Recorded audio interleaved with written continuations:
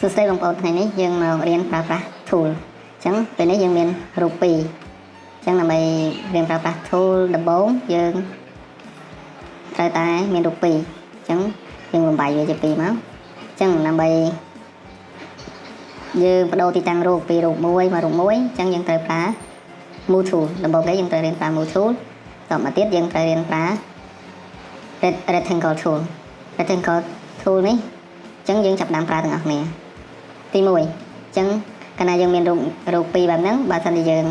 ចាប់ដើមទាញយើង Ctrl J មួយហ្នឹងមកហើយទាញរូបមួយមករូបមួយទៀតវាមកទាំងនេះណាអញ្ចឹងវាអត់ត្រូវទេពេលដែលយើងទាញមកអញ្ចឹងគឺថាពេលដែលទាញមកអញ្ចឹងយើងកាយកាត់ប៉ុន្តែវាអត់ងាយស្រួលដូចដែលយើងប្រើ rectangle tool ទេពេលដែលយើងប្រើ rectangle tool មកពេលដែលយើងចង់ចាប់រូបមួយតំបន់មួយណាដែលយើងចង់បានហើយយើងបដូរទៅ move tool វិញយើងកាត់វាយកមកណាកាត់